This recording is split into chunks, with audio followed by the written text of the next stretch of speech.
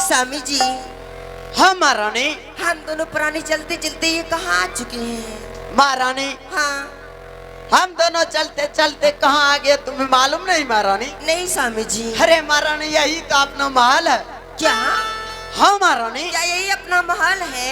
हाँ। वाह कितना सुंदर लग रहा है। अरे महारानी हाँ। क्या महल देखने में सुंदर है, क्या मैं देखने में खराब? नहीं स्वामी जी, जिस प्रकार से अपना महल सुंदर लग रहे हैं हाँ उससे कई ज्यादा सुंदर तो आप लग रहे हैं। क्यों नहीं महारानी? लेकिन स्वामी जी। लेकिन का मतलब नहीं समझे महारानी? आपसे मैं ये जानना चाहती हूँ। क्या महारानी? कि आज मैं पहली बार सज सवर के दुल्हन बन के आपके महल में पैर रखी हूँ। क्यों नहीं? मैं आपसे ये जानना चाहती हूँ हाँ कि हम दोनों सदस्य की सिवा और आपके महल में कौन कौन सदस्य रहते हैं? आने की इस महल में कदम रखने से पहले तुम यह जानने के लिए चाहती हो हाँ। इस महल में कौन सब सदस्य रहते? हाँ स्वामी जी। महारानी यह बात तो मैं तुम्हें आधे रास्ते में ही बता देना चाहती थी, लेकिन क्या करूं, हाँ। शादी विवाह के चक्कर में मैं बहुत परेशान हो गया हूँ। तो स्वामी जी अभी बता दीजिए ना। तो ठीक है महारानी, अगर तुम इस महल के बारे में जानने के लिए चाहती हो अच्छा तो मैं साफ साफ शब्दों में अनेक विस्तार पूर्वक में बताने के लिए जा रहा हूँ। ठीक है स्वामी जी जल्दी बताइए मुझे। महारानी हाँ। यह हिमाचलपुर शहर है। अच्छा।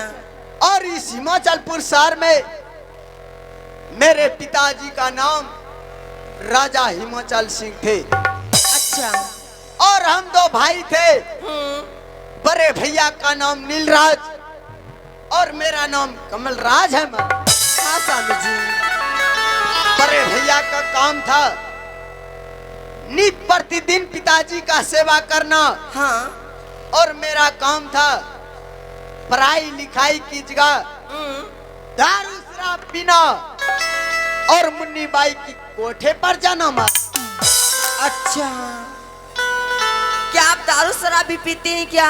हाँ महारानी, लेकिन यह बात किसी को मालूम नहीं था कि कमलराज पढ़ाई लिखाई के सिवा क्या करता है या नहीं करता है।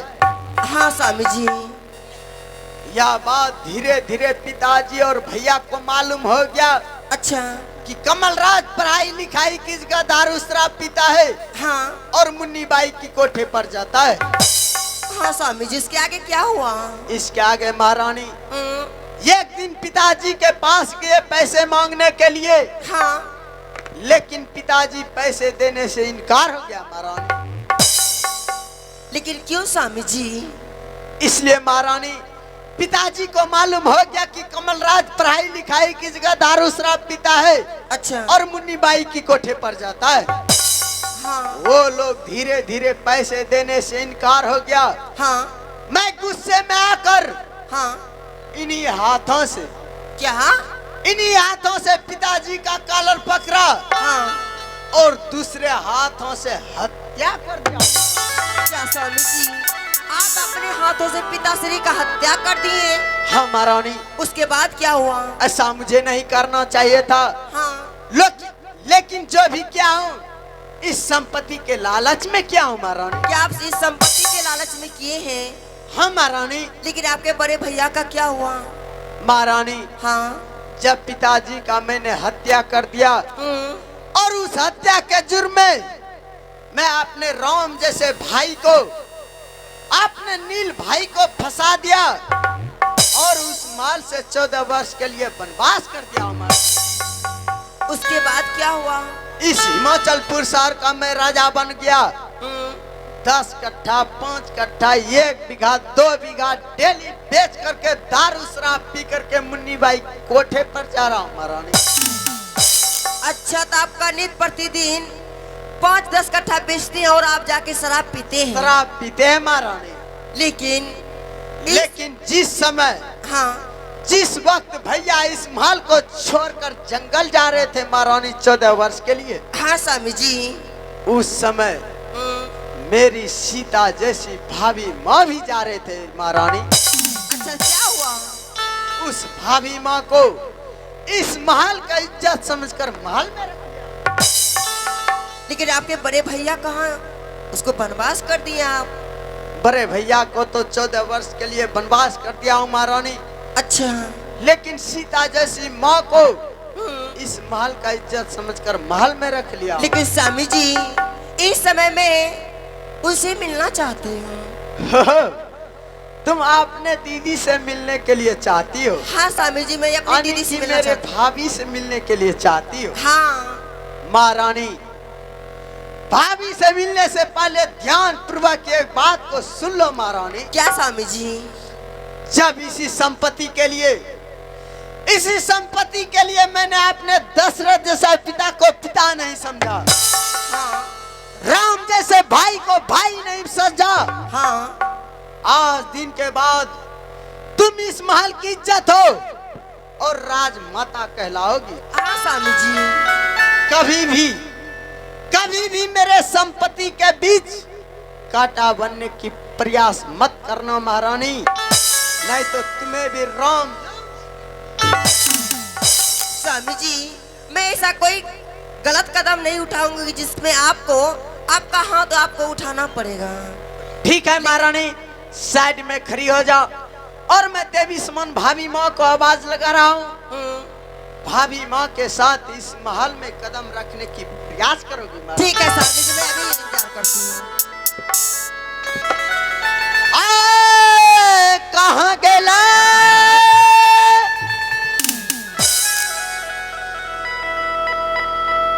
अकिया है भाईला,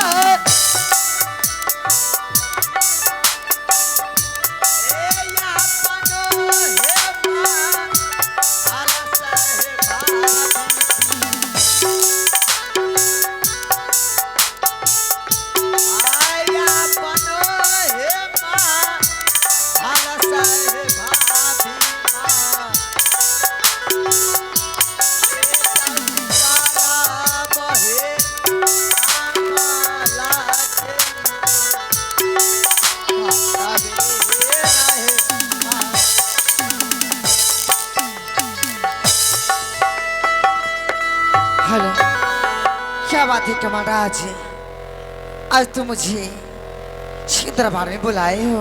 प्रणाम भाभी। खुश रहो कमांडर जी। हेलो सीखवान आए दोस्तों, दर्द भरे सीन को कदर करते हुए आ गया पुरस्कार देने वाले मेरे भैया हैं हीरा लाल मंडल। जी हाँ, स्थानीय निवासी हीरा भाई की तरफ से शानदार सा 21 रुपया का पुरस्कार है। हम अपने कंपनी की ओर से हीरा भाई को लाख लाख नमन करेंगे। भाभी, इस समय आवाज लगाने का कारण इस प्रकार का है भाभी, हाँ कि आज मैं शादी करके इस महल में महारानी को ले आऊं भाभी, यानी कि तुम्हारी छोटी बहन के लिए आऊं भाभी। देवर जी, हाँ भाभी। क्या तुम शादी करके चले आए? हाँ भाभी। देवर जी, जब आप शादी करने के लिए जा रहे थे तो आप अपने भाभी माँ को नहीं बताया? अरे भाभी, इतना जल्दीबाजी में थे भाभी, मुझे कुछ समझ में नहीं आया, इसलिए शादी कर कर इस महल में महारानी को ले आऊं भाभी। लेकिन देवर जी, मेरी छोटी बहन है कहाँ? हाँ भाभी, तुम्हारी छोटी बहन बहुत देर से तुम्हारा इंतजार कर रहा है भाभी। जल्द से जल्द तुम अपने छोटी बहन से मिलकर इस महल में कदम रखने की प्रयास करोगी भाभी। ठीक है देवर जी। और महारानी, मैं जो तुम्हें बता रहे थे, जिस सीता जैसी भाभी माँ के बारे में बता रहे थे महारानी, यह वही देवी समान भाभी माँ है। जाओ एक बार इसका चरण छूकर प्रणाम कर लो भाभी। ये बचपन में मेरी माँ इस महल को छोड़कर स्वर्गवास हो गए, और एक बचपन से भाभी अपने हाथों से मेरे आंगली पकड़ के इस रास्ते को चलने के लिए सिखाया है महारानी। ये भाभी ही नहीं बल्कि माँ के सम्मान में है महारानी। चाहे एक बार चरण छूकर प्रणाम कर लो महारानी। हाँ ना। हे दस कोला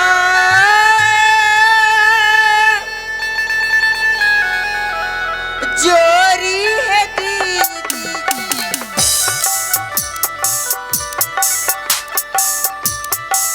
कारी है पर नमुआ है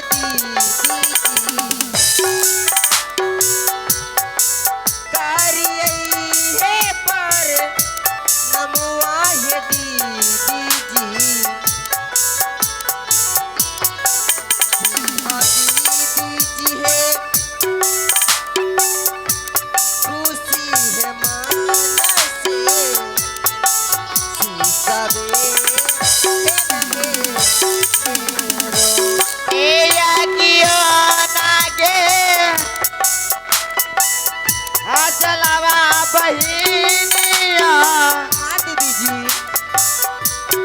ए पनियो नागे अगलवा सहोदरी ए पनियो नागे अगलवा सहोदरी ए तोर हुई तोगे पाथाल के